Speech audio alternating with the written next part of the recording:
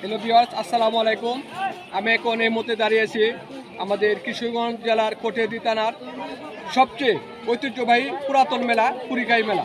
এই কুড়িকাই মেলাতে সবচেয়ে ভালো যে একটা দিক মাছের মেলাটা আপনার এখানে অনেক আত্মীয় স্বজন আসে, জামাইরা আসে কিন্তু এখানে মেলাতে মাছ ক্রয় করে তারপরে তারা শ্বশুরবাড়িতে যায়।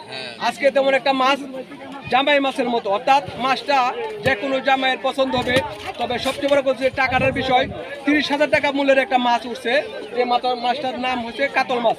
আমি আপনাদেরকে সেই কাতল মাছটা এখন দেখাবো। এই যে দেখেন,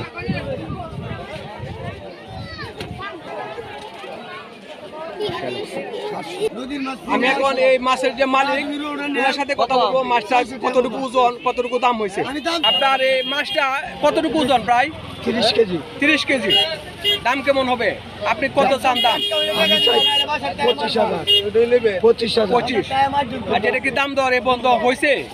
কত হয়েছে? 18-20,000 টাকা হয়েছে। আপনি 25 হলে বিক্রি করবেন না? জি, ধন্যবাদ আপনাকে। হ্যালো ভিউয়ার্স, আসসালামু আলাইকুম। আমি এখন এই মুহূর্তে দাঁড়িয়েছি আমাদের কিশোরগঞ্জ জেলার কোটিয়াদি থানার সবচেয়ে ঐতিহ্যবাহী পুরাতন মেলা কুড়িকাই মেলা। এই কুড়িকাই মেলাতে সবচেয়ে ভালো যে একটা দিক মাছের মেলাটা আপনার এখানে অনেক আত্মীয় স্বজন আসে, জামাইরা আসে কিন্তু এখানে মেলাতে মাছ ক্রয় করে তারপরে তারা শ্বশুরবাড়িতে যায়। আজকে তেমন একটা মাছ জামাই মাছের মতো, অর্থাৎ মাছটা যে কোনো জামাইয়ের পছন্দ হবে। তবে সবচেয়ে বড় কথা টাকার বিষয়, 30,000 টাকা মূল্যের একটা মাছ উঠছে। যে মাছটার নাম হচ্ছে কাতল মাছ। আমি আপনাদেরকে সেই কাতল মাছটা এখন দেখাবো। এই যে দেখেন,